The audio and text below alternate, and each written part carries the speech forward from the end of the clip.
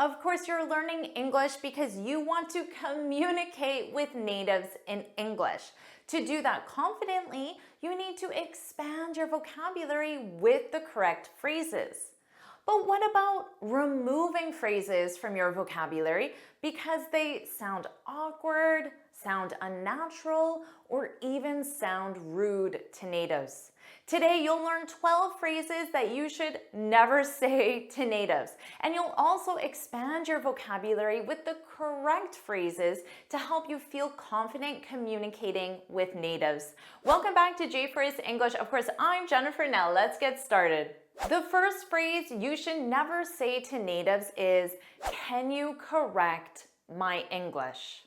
I understand that you're an English learner, and many of the natives that you interact with are English teachers like me. But when you're in the real world communicating with natives, maybe it's at a party, a social function, a conference, or simply talking to some people at a park. Those people are not English teachers. So in this situation, it seems awkward, unnatural to ask a native to correct your English. And also remember that it's not the purpose of your conversation. You didn't start a conversation with someone at a party to get feedback on your English. Hopefully you started a conversation with someone at a party to get to know that person, to talk about interesting ideas or movies that you've seen. Now, you might be thinking, well, I need to ask them for feedback on my English because they might not understand me. But don't worry, the person will tell you if he or she can't understand you. You will know if your English skills are a problem. When you're outside of the classroom, the focus is not on your English skills. Make sure you keep the focus on your conversation. And you should learn some small talk phrases to help you keep the conversation going. Small talk phrases are topics about the weather or traffic or movies, world events that you can use. And my best advice for you is simply ask the person a question. If you don't know what to talk about with a person, just ask them a question. The second phrase you shouldn't use with natives is, "How do you call this in English?" Now, you should remove this phrase because it's grammatically incorrect. It's not the way a native would say this.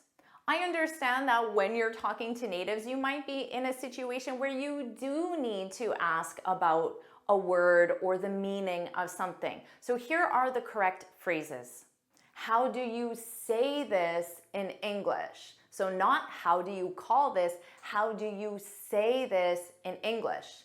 You can also say, what's the word I'm looking for? What's the word I'm looking for?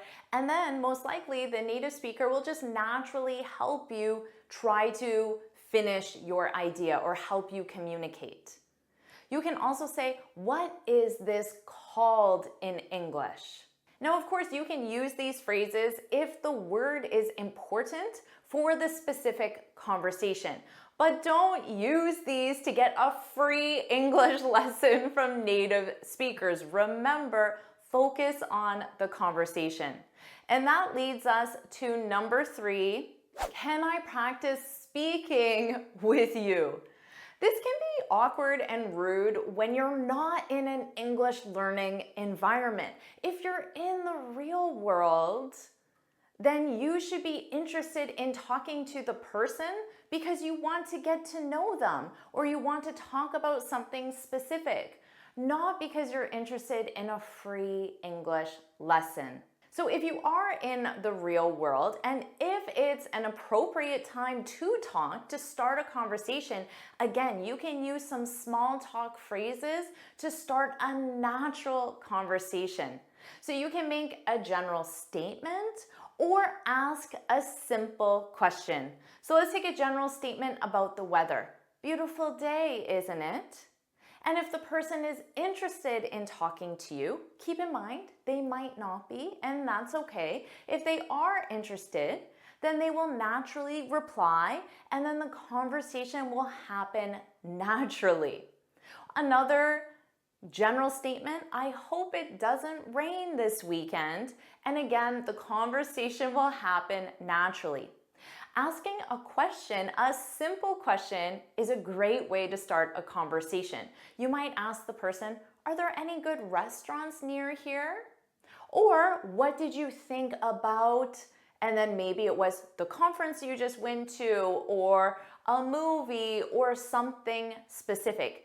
Asking for their opinion. They'll share their opinion, and then you can start a conversation naturally. The next phrase you should never say to natives is, I don't understand. Now, this statement is just too direct. So if you're having a conversation at a party with someone and they're talking to you and you simply say, I don't understand. Well, it might embarrass you because you don't understand. It might make you feel bad, but it might also embarrass the speaker because remember, natives that you're talking to are not English teachers. Natives don't know that they use phrasal verbs, idioms, expressions, or use connected speech or talk very quickly. Natives don't think about these things. English teachers do, students do, but natives in the real world do not. So the native might feel a little embarrassed that you don't understand them. So here's what you can say instead. If you don't understand because the person is talking too fast, then you can say, would you mind? Would you mind speaking a little slower? You don't have to provide a reason. You don't have to say, because English is my second language. You don't need to. Would you mind speaking a little slower? Oh, sure, no problem. Or do you mind rephrasing that? So the native speaker said something, but the combination of words you didn't understand. So to rephrase it, the native speaker knows they should share the same idea, but use different words. So that is how a native speaker, not an English teacher, a native speaker understands what you want them to do. Do you mind rephrasing that? Or you can simply say, can you explain that in a simpler way? And don't feel bad about saying this. I use this all the time when I'm talking to my husband, who uses a lot of technical computer expressions that I don't understand. I have to ask him to explain things to me in a simple way because my level of knowledge on that specific subject is a lot lower than his. Now, instead of saying, I don't understand, you can add one word. I don't quite understand. This makes it sound softer, but then add on, can you give me an example? Can you say it a different way? Can you rephrase that? So add on something else if you want to start with, I don't quite understand. Number 5, when you're talking to natives, you should not say, sorry for my English mistakes. Sorry for my bad English. Remember, native speakers are not English teachers. They're also not examiners. They're not evaluating your English. They're listening for your ideas. So if you say that, if you apologize for your bad English, this may be awkward for both you and the native speaker, and it also might stop whatever natural conversation you were having, and it shifts the focus onto something that the native speaker honestly doesn't want to talk about. They don't want to talk about your English. They want to talk about the movie you are discussing. And remember, the person you're talking to, they will tell you if they can't understand you. And then you know that there is an issue that needs to be addressed. So remember, focus on the conversation, not your English skills. Again, learn some small talk phrases to keep the conversation going, and you can always ask the person a question. People love talking, so when you ask a question, it puts the focus on the other person instead of yourself. Now let's move on to some non-English related phrases. And number 6, you should not ask a native speaker, how old are you? This may be the same in your culture. Please let me know in the comments. But in North America, it's generally considered rude to ask someone's age directly. So to directly say, how old are you? Now, although this is considered rude in North American culture, North Americans are still curious about people's ages. So we have other ways of trying to find out this information without directly asking the person. So you can say just simply, tell me about yourself, and the information the person shares can reveal approximately how old they are. Now you can ask, how old is your mom, sister, or daughter? It is considered appropriate to ask someone about someone else's age. So if you know how old the person's sister is, you can approximate how old they are, for example. Or you might just ask, how long have you been working here? Or when did you graduate? So you absolutely can ask other questions that have to do with age, but just don't directly ask someone, how old are you? Number 7, what religion are you? Again, in North America specifically, it's generally considered inappropriate to talk about someone's religious or political beliefs. So if you want to find out about that person, you can simply say, tell me more about your culture and your traditions. And from that, you will probably understand naturally what religion or what beliefs they have. So it is appropriate to ask follow-up questions based on the information the person shares. So if they share a specific tradition, you can absolutely ask a follow-up on that topic. Now you can also ask what holidays are celebrated in your culture. In North America, we love celebrating holidays like everyone in the world, and we are happy to talk about holidays. And when you find out what holidays the person celebrates, that will give you clues at least into their beliefs if that's important for you to know. Number 8, don't say to a native speaker, even someone you know well, you look tired. This is similar to saying you look bad, you look unwell, you look unattractive.